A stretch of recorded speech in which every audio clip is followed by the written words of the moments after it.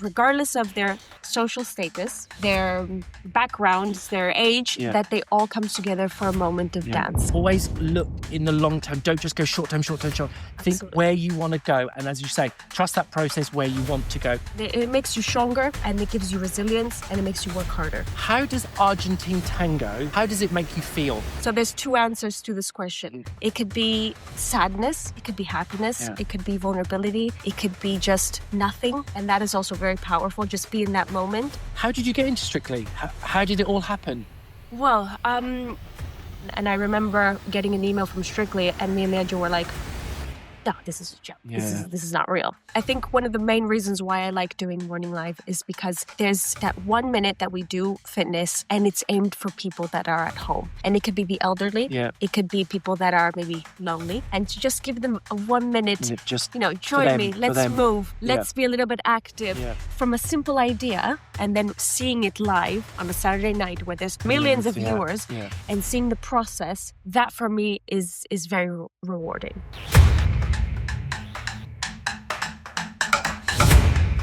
I am privileged to have with me today a true master in her craft and her creativity. From choreographing from Strictly Come Dancing and the professional dancer tours, presenting TV fitness, segments for live TV, and a creative director for her dance academy, this lady has it all. She has also just released her own shoe collection for major dance brand Block.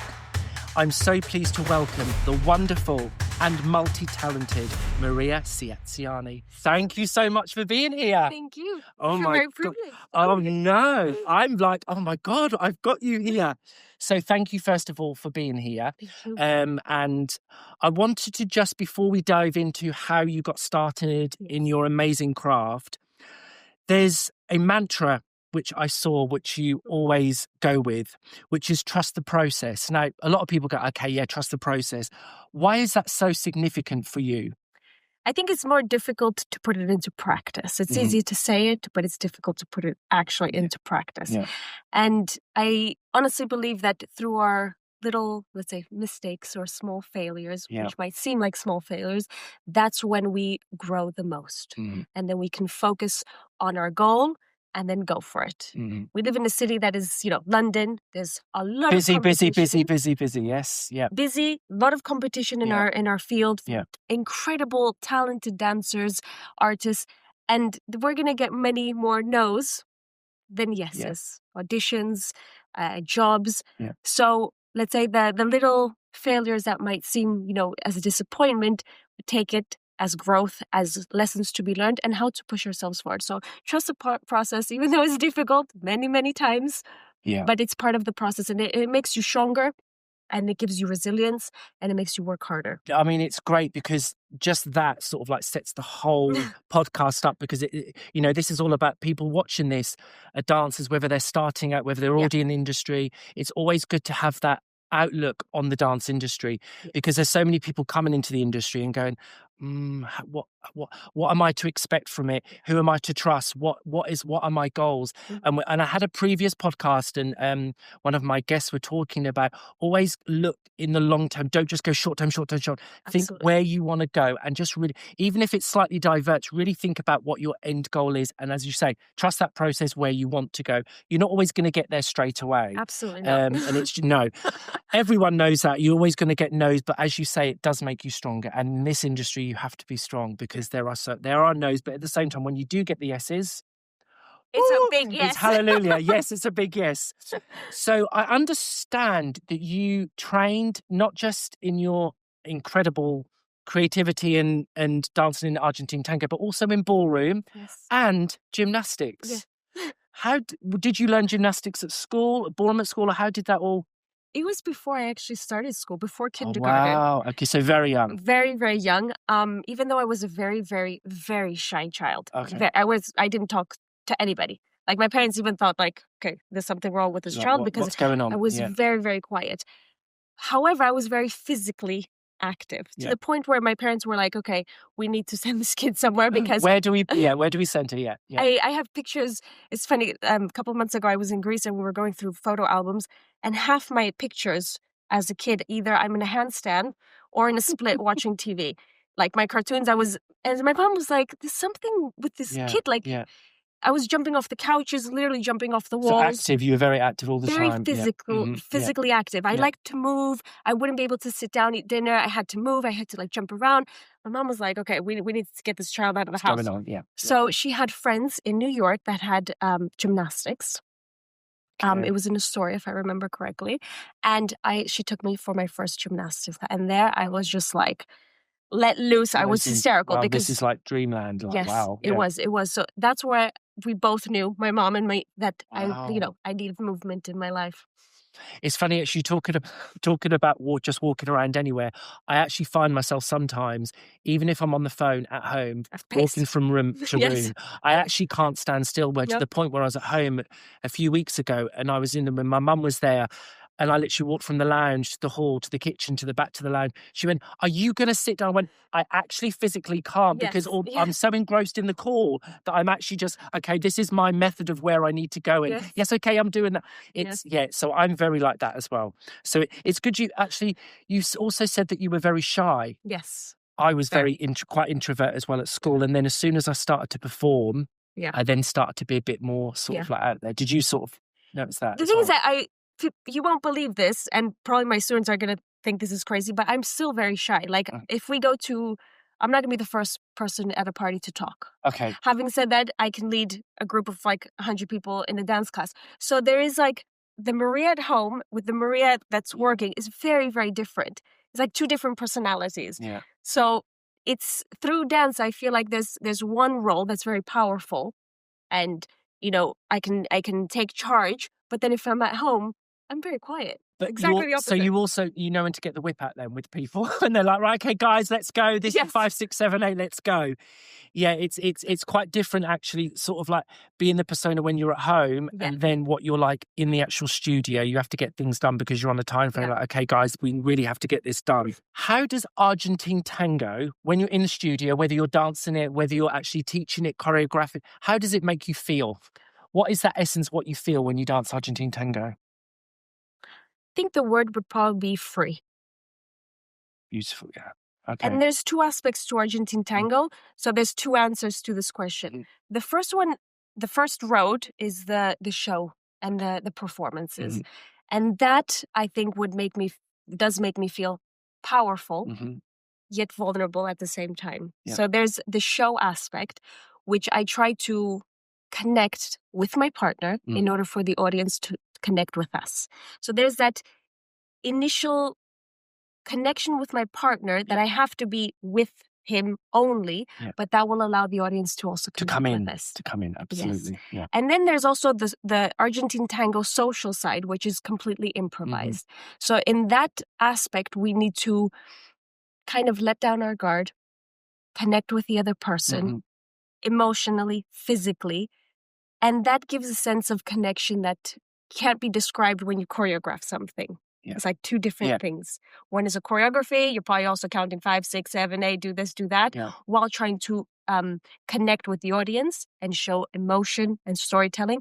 But the improvised setting goes a little bit deeper because it's only you and that one person connected through dance, through the music. In your own haven type thing. And it's a small little bubble where you can feel quite a lot of emotions. You can be connection with that person. It could be connection with your own movement. It could be the music. So there's three people in the conversation. Yeah.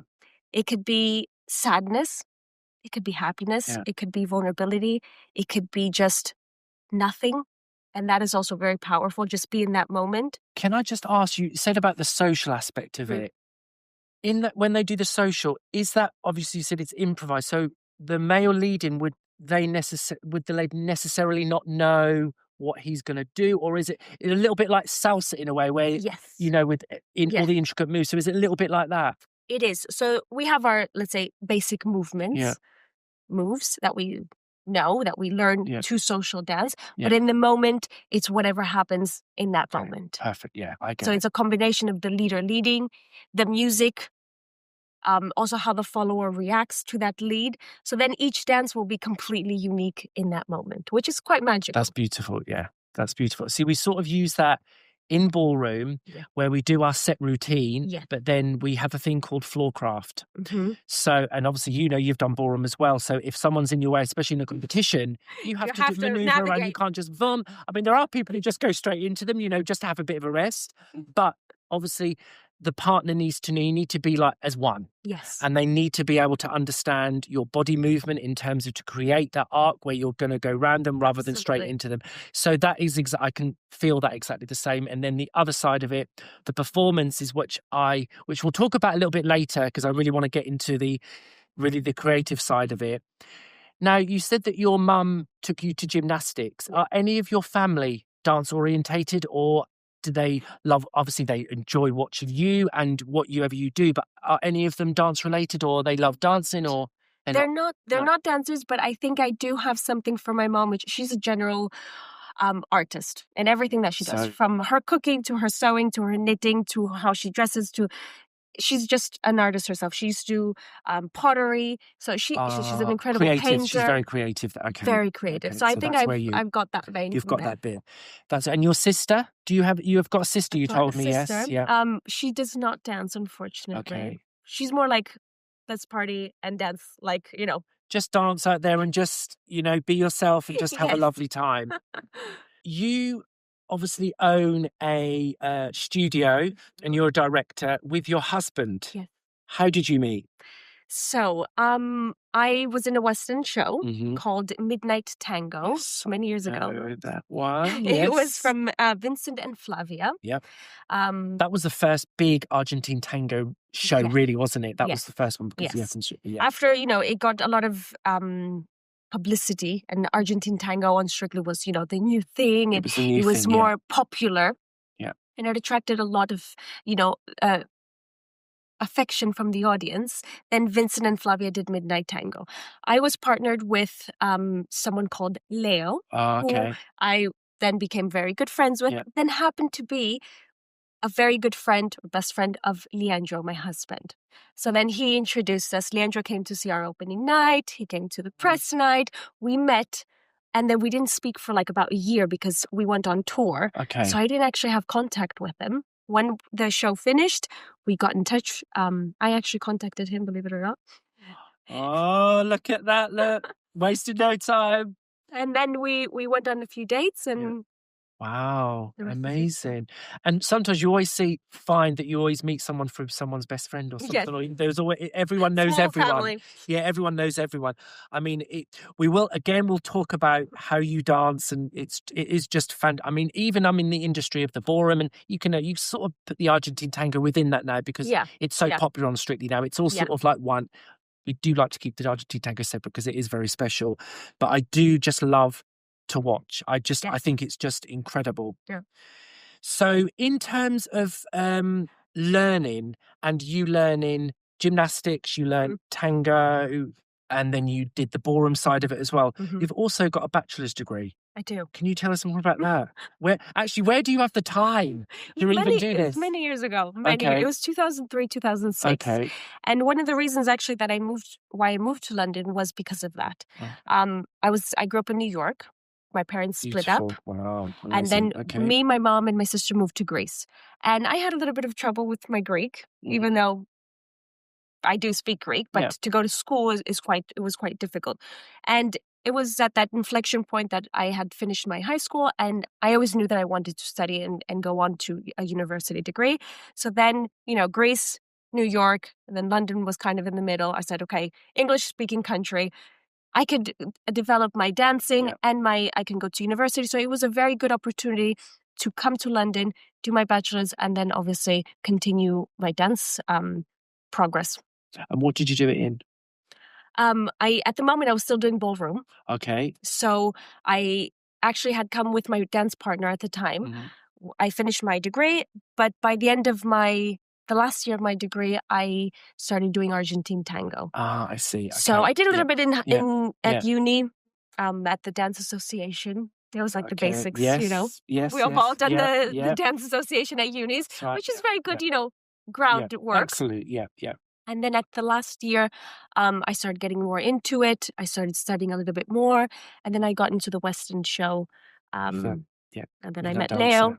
which I danced with, because Leo was an Argentine Tango professional. Okay. On the in the show. In the show, yeah. So then I started like being much more curious about it. Once the show finished, I went to Argentina. And oh my God. I said that's the place where you need to go. That's where the real, let's say, training was, and the real connection with Argentine Tango happened.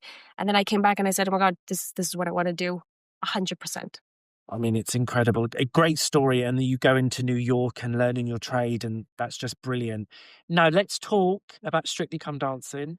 What do you want to know? I mean, just insane, first of all, what you guys have done for the show and to make Argentine Tango so present. Yes. How did you get into Strictly? How did it all happen?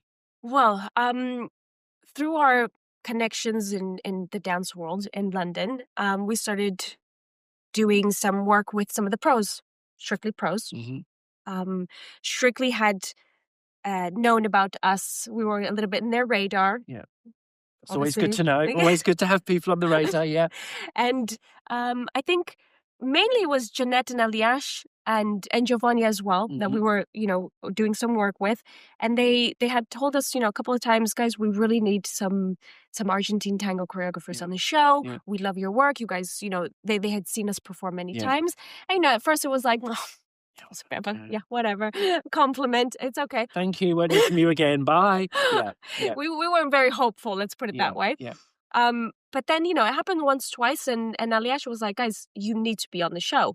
And the combination, I think, of Aliash and Giovanni at the time recommending us to Strictly already having us on the radar. Yeah. I think that was, one of the first steps in. And I remember getting an email from Strictly, and me and Leandro were like, no, this is a joke. Yeah. This is not real.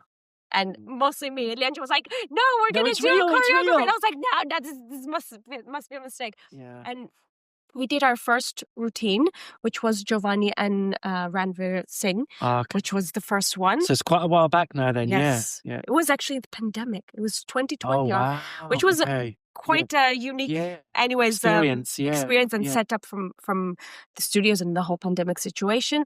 And I was thinking, okay, that was it. We're going to do one, and then, that's it. Yeah. And then at the live show, some of the producers were like, that was absolutely incredible. Are you fit for the rest of the season? And we're like, we'll make just check my diary.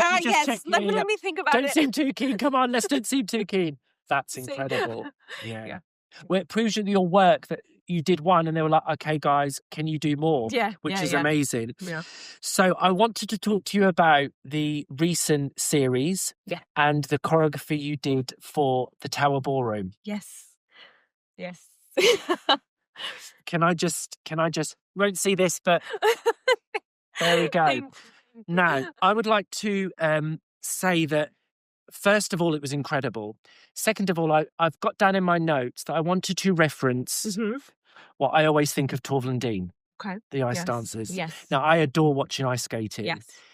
Whenever I watch Torvill Dean, and even when they do on Dancing on Ice now, and when I've watched them in the past, they seem to me that they're dancing on air. Yes, true. It's just from Magic I've never seen anything so seamless. Yeah. Even if I watch ballroom and Latin, it's amazing, but there's never the seamlessness what I want to see, even in and out of lifts. It's just, he puts her down, he doesn't drop, he just puts her down and she glides rather than sort of like does that and then go along.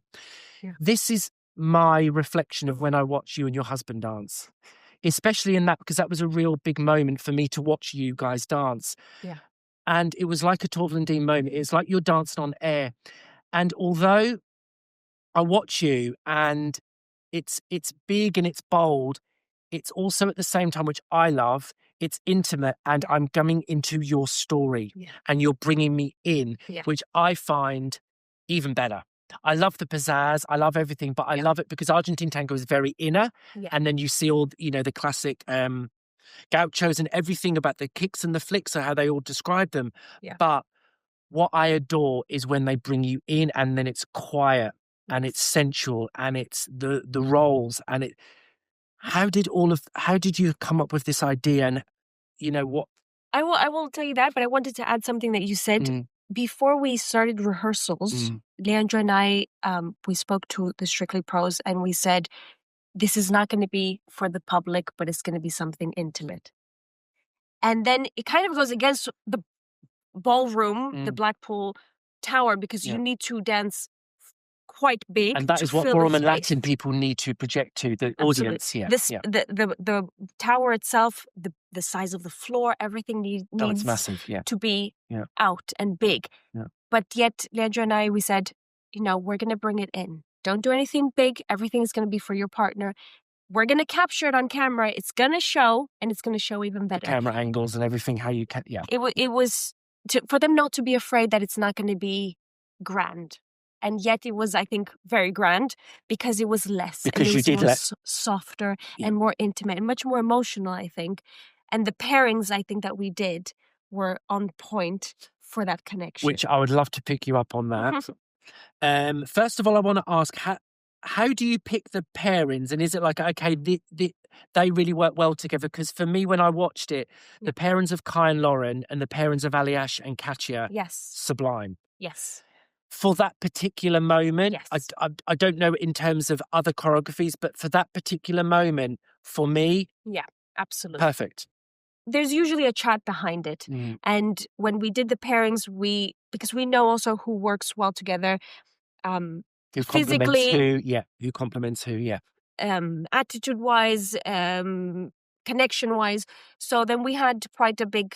meeting with Leandro and kind of like, put these people together. No, let's put these people together. Because it was all about the story that we wanted to create. And the pairings, I think, reflected very well, matched the storyline that we wanted to give to that number. It was, I mean, it was beautiful. And do you come up with the creative, like in terms of where you want it set? Yeah. Like the hotel, coming through, and it's very vintage as well, which is beautiful. But do you get that whole experience of the creative and then you go, this is what we want, guys? And then... I'll tell you what happens off season when Strictly is done. After the first couple months of the year, there's usually a lot of creative meetings between choreographers, the producers, the creative producers. Yeah. So then we start chatting about what numbers, especially the pro numbers, we want to show during the season. Yeah. And all of this is talked about, there's meetings back and forth. And when we pitched for our pro number, we had everything, like the idea set out. We wanted a luxury reception. Me and Leandro, we were very... clear on the message that we wanted to do, which is very busy life. There's people checking in, there's people checking out, there's people walking, there's people crossing. Very disconnected with connection and human connection, no? Yeah. And then all of a sudden, there's magic, and everyone, regardless of their social status, their backgrounds, their age, that they all come together for a moment of dance. And I think that's what the choreography, the routine showed. Busy, everyone's walking. In the beginning, everyone's kind of talking, chatting in their own worlds. And then... you all come into what? One bit of solo work, a bit of synchronization, a bit of the finishing with like everyone in sync in the end. And I think that was, and then boom, everything stopped and you go... everyone goes back to it. But also, can I just say that what was even more special is the fact that you were in it. Yeah. Because I know being the other side of it, I can choreograph and then go, it's different. Yeah, you're actually in it as well. So you have to do it, but you also have to keep looking back, go, no. Yes. So that was quite stressful for me and Leandro. I feel like we didn't actually rehearse until the day. Because while we were we were working everything, making sure people on the left, on the right, everyone was doing their steps, everyone was in sync. So we were, during the rehearsals, we were not practicing. We didn't have even our solo until the day of it. We were like kind of marking everything, making sure everyone's on point. Yeah. And then in the morning we were like, we're in this show, right? We need to dance. We need to dance this and film it. and kind of set our parts and clean it out. So it was quite stressful because when you're on the outside, you just focus on the execution and on the end product. But while we were doing it, we were like focused on everyone, make sure everyone is in sync. Don't make a mistake. Everyone's like, not mistakes, even if it was, because there was so many couples, even if one person was a beat off, we would spot it. You would know it, of course. Yeah. So then on the day when we were doing hair and makeup, I was like, do I remember the choreography? Because I was too busy looking at everybody else. To think of, well, exactly. It's good just to be there, choreograph it, watch it. Okay, no, guys, this needs to be done. But to actually be in it and keep... It I was a lot. mean, honestly, I don't know how you did that, but I mean, to make it look so seamless and I think the word you used actually was magic, and it did look magic. So congratulations to both of you. It was stunning. Thank you. You've also choreographed and choreographing for other professionals on the show for their own individual tours. Can you tell us a little bit about what you're doing at the moment or what you have done? Well, this year or right now, we are doing Nikita's new show, which is called The Midnight Dancer. Yep. And it's an incredible show, great storyline, and we were doing an Argentine Tango number for him, which is quite high power, very powerful. Not very simple. It's quite energetic. It finishes his first act, so it's quite quite intense. So nothing special. They're just finishing the first act. Okay, great. And then we're also doing Amy and Carlos's Reborn, which is starting again. I think another new one. Yeah, in a week. And they're also doing a beautiful. We're doing 2 numbers for them. Which is quite. I feel like it's going to connect with people and with Amy's story. I was going to say it seemed those two together. It seems like a beautiful show because they're great on the show, but also together it seems quite a unique show. As does Nikita's, which I spoke to you briefly before about. It looks very different to what normally a Strictly Pro would do. It has a bit more edge to it, a bit more, a bit more stamp to it. So that would be very interesting to see. They're both very different. Yes, they look very different. But I think they're going to be equally impactful and powerful to the audience. I think the audience will love both. Now, you do a lot of work behind the camera in choreographing. You also do a lot of work for the fitness and BBC Live. Yes, I do. How did you get into that?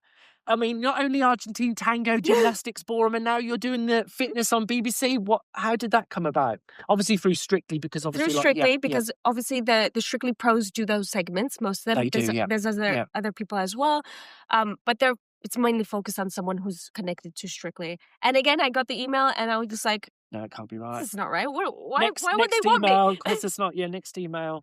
And then Leandro was like, no, we have to do this. You have to do it.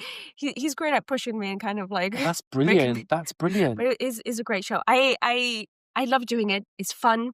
The presenters are incredible. The whole family, Morning Live family is so wonderfully supportive and just they back you up, and it feels so great to be part of that. You don't feel nervous because they are so light with you and No. On the contrary, we did the first show and I was just like, wow, it felt so natural, and I never had done something like that before.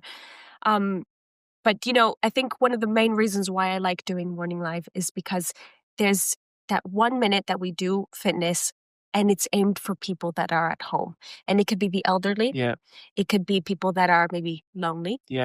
And to just give them a 1 minute, join me, let's move, let's be a little bit active, let's have some fun, let's laugh as well, because, things go wrong. It's important, especially in this day and times. It's really important if you are on your own, especially to really have something to look forward to on a daily basis and just to move. I mean, there's no other real thing, because a lot of people go, I've got to go to the gym, I've got to go to this.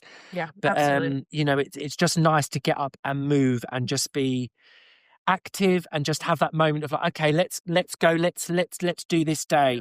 I did a couple of morning Strictly Fitnesses from care homes. Oh wow. And it was just how did you find incredible.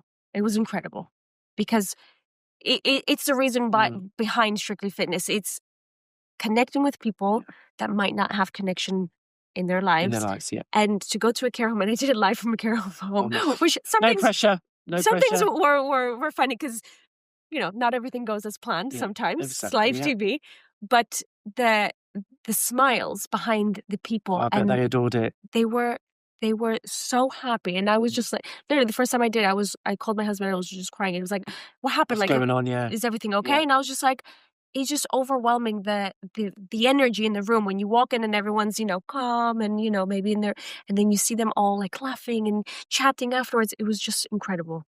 It's really touching. It's sometimes actually, I think it's touching because you wouldn't necessarily see those people laughing and joking all the time, because obviously they are with their people and they probably have their own laughs, but to see them all with smiles, that sort of makes it all worthwhile for you as a person to interact with them, which is great.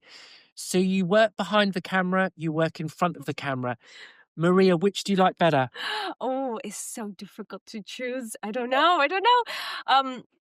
It's so difficult to choose. I think when I'm in front of the camera, I enjoy it because I like to show my art, my skills. I like to connect, and I know that people do have that connection. Yeah. Having said that, when I'm behind the camera, I get so stressed. And in a good way, though. In a good way. I have that anxiety and that stress, and it's an probably idea. the passion, because you want it to be so good that you've got that. Oh my God, it is nervous as you want it so good. But it's also from a simple idea that pops in your head. Oh, I want to do this, and then seeing it live. Yeah. On a Saturday night where there's millions of viewers, and seeing the process of that Monday morning where nothing is going right until Saturday night where everything is just like, oh my God, it comes together. That for me is very rewarding. Yeah, it's. I think it's having that little idea, and then seeing it on stage. Because even if you sort of watch it in the live audience, and then you watch it actually on the screen, it just even looks even totally different. Yeah, absolutely. And it's like, I remember once we did one, and it was in Ireland, and literally there was snow everywhere. No one could get to rehearsals for the pro number, and it was like, what, everyone was rolling on the floor. I'm like, what is going on? And we had these bands, what they were using. I said to Lilia at the time, Lilia, this is going to be horrendous. Literally, it's probably one of the best of the season, because you get there and everything just happens, and you're like, oh my God, what was going on here? But yeah, it just turned out to be one of the best of the seasons. Like, I don't know how that happened, but it did. See, trust the process. So there we go. I wasn't trusting it at the time, believe me. I was like, what is going on here? Now, achievements. No. You have your own Argentine Tango Academy. Yes. How did that start? Well, to be fair, Leandro opened the school in 2003. Okay. So that's quite a long time ago. That's good. And then I got involved when I started working for the school, and then we were together. Yeah. So I've been with the school since 2013. Okay. And it's based in Covent Garden, London. Oh God, very fancy. And we have classes every day. Our main core of people learn to social dance. Okay. And then there's like a smaller percentage that train for shows and then go into the professional side, which is, teaching. We do a lot of teacher training. A lot of our students have gone to open up their own schools. You must be like proud parents then, like, oh my God, look, they're opening their own studio. A lot of them compete, so we do a lot of competition work. A lot of does that come on with private lessons? You do private lessons for those people? Usually, yes. Yeah, okay. Usually, yes. We have some performance groups, social performance groups. So there's people that kind of want to perform but are a little bit shy. So in the group setting, it's a little bit, let's say, easier. So there's a lot of wedding dances. There's a lot of this is a range of aspects. Loads of different aspects of it. And how important is getting Argentine Tango out there for you? There's a unique power that comes with Argentine Tango, and that's the power of connection. And the fact that you can start Argentine Tango at any age. Mm-hmm. We've seen like people from young, and then which is the more natural thing to start young. But then we have people starting their Argentine Tango journey at 60, at 70 years old. Yeah. There was a lady that recently came to our school that was 83. And I was just like, wow, this is incredible that you can find that new passion in your life at that age. That's amazing, yeah. And connect with people, make new friends, socialize, be part of a community. So because of that ability for that dance, that it's so inclusive, I think it's very important for me, especially because I'm at the forefront of the scene. Absolutely. To be able to welcome people and share that and say, hey, you can do it. Trust me, you can do it. No matter what. And again, that trust the process comes in, because, even though you're a beginner social dancer, some people go, oh, I can't dance, I've got two left feet. Exactly. But when they're in that moment, and even if you teach the basic people who have never danced in their life, oh, I can't dance. I've had plenty of people who have had a wedding lesson years ago, and they go, the husband goes, I can't move. Yes. And all of a sudden they're like doing these steps, and maybe I can. they're new to be wives are like, oh, where did they come from? And I think it's just being in that moment and shutting the world off and having that moment and just enjoy yourself and just allow yourself to enjoy it. I love a challenge. So it's usually the people that say, I can't dance. I'm like, you're coming to my class. I'm going to prove to you that you can. They're the and you're ones going to enjoy who it. always can dance. They always can do it. Yes. You teach, you choreograph, you direct, you do shows. What does Maria like to do on a day off? Or any day off you get? Because today earlier you go, what day is it, Ian? I'm like, oh, it's Wednesday. Oh, yes, it's Wednesday. I love to cook, to be honest. Okay. Oh, wow. I try to cook quite a lot for myself. I like to eat Greek, buffet, mostly Greek, Mediterranean style. My husband's Argentinian, so I've learned how to do the Argentinian cuisine as well. That's good. But one of the things that me and my husband try to do, because we're so connected, social media, emails, Instagram, this, that. When we have a day off, it's about cooking together and then going for a walk with no phones, which I feel like even if we're tired, we're like, put your shoes on, put your jacket, just get out. And let's get out. Air, nothing to look at. Yeah. And we actually, the conversations that we have in those moments, that 15 minutes, 20 minutes, we just kind of realign, come back together, talk about something, maybe not talk at all, maybe be in silence. But it's like putting the batteries back on. It's something quite important. And I didn't realize this until the pandemic, actually, when we started going walking. And I said, wow, this is so important. And this is so healthy, mentally, physically, but also for just clearing out the head and then coming back and then... Oh, I loved it, to be honest. I loved walking around. There was no one about. Me and James are walking around going, oh my God, this is amazing. I could get really used to this, not seeing anyone about, because, we walked around with like coffees and stuff and just walked. There was not a lot of people around, like London Bridge and Borough. It was great, just into the parks. Yeah. But it was like that London I would like to see a lot more visual, like so like busy all the time. And it's just nice to have that moment. And that's so important what you said, to recharge, reconnect and understand. Yes, it's great to have phones. Yes, it's great to have the social media and meet people and understand what you need a break. Because sometimes I literally just chuck my phone on. I don't even want to look at that tonight. I just don't want to see what's going on in the world as well. What would you say is your greatest achievement so far? Because you're still young in your career. So what would you say is your greatest achievement so far? Bringing joy to people. Okay. I think that's very good. Very important. I have seen, and I still see on a daily basis, just because I teach on every day, the energy of some people coming into the classroom. They're either tired, they're frustrated, they're sad, they're upset, they're mad at their boss, they're mad at their spouse, they're tired. They can be depressed, they can be angry. Watching them come in and then watching them leave the room at the end of the class is incredible. Yeah. And part of what I do, the reason about what I do and why I love what I do is that making people change their energy. Yeah. And I know that dance in general, not only for the Argentine Tango, but in general, dance connects people and brings joy to our lives. And that is very important for me. It is very important to connect. Yes. Very important to connect. And I think it's something where, especially if you do teach a lot, which you do, it's great to also have, when you have those solo couples, when you have the partnerships and you just see, and you're actually, although you're teaching them and explaining technique and everything, you're also in their world as well, because you're watching their world and going, this is how I would maybe fix that more in that world. And then, it's a beautiful thing to have. And that's very good. I would say that dance teacher is also like a psychology teacher and a wedding planner and everything. Couples therapist. And there's so many aspects to being a good dance teacher. Oh yes, you have to listen. I find that is in when you're teaching, you have to be 110% there, because if you miss a beat, you're like, where were we? Okay, yes, let's get back into the room. But it's very important because you have to be in that moment. Yeah, and to stay also flexible with the person that you have in front of you.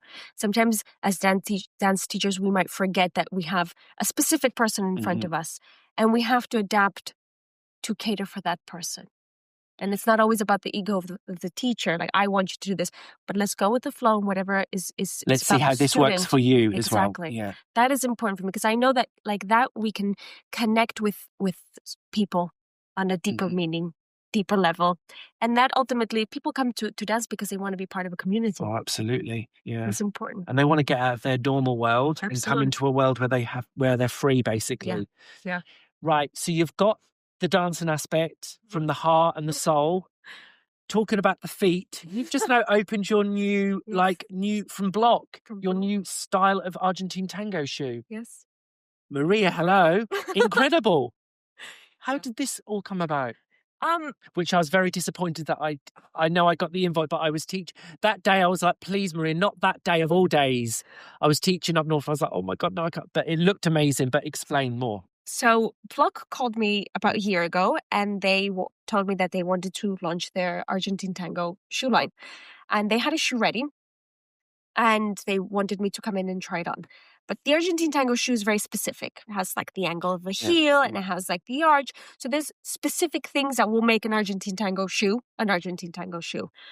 And it was a great shoe, very good, very comfortable. I gave them my tips. I talked about it, and I think they were like, okay, this girl knows too much about this. Let's have her own collection. Yes, she knows quite a lot, exactly what she wants, exactly what's needed, and they offered me to design the shoe line. Yes, incredible. I mean, I grew up with Block. It's like Block was like Block. Yeah, I mean, Block's the biggest shoe company like for dance. I mean, that's incredible. I mean, how proud are you of that achievement? Not many people can say I've got my own shoe lines. It's great. You know what? Even though we had the launch party a couple of weeks ago, because my school is literally a block away from Block, on the same street, Sundendal Street. And the day before, I just walked by and I saw the poster of myself on Block, and I was just like, "This is real, right? I didn't dream this whole year. I've made it. Yeah. But it's quite crazy, and because there was a process of 1 year designing shoes, back and forth, samples, this, that, changing it so it could be very, very stable. Because one of the key elements is stability. Yeah. And there was a lot of back and forth, and it was all under the radar. So when you live something so intense, and then it just kind of, you have to kind of keep it quiet. When the launch happened, I was like, is that actually going to happen? Like, is it tomorrow? Is this a joke? Because you've been holding it so quiet. And then you go, okay, this is happening now, and it's a bit surreal. I saw the shoes like on the display, and it was just absolutely incredible. I mean, Block is Block. I mean, every dancer knows what Block, who Block is, and how important it is for dance as well. Yeah. But yeah, it's quite surreal. It's quite crazy. A very important question for you: who inspires you? You know who inspires me the most? I think it would be my husband.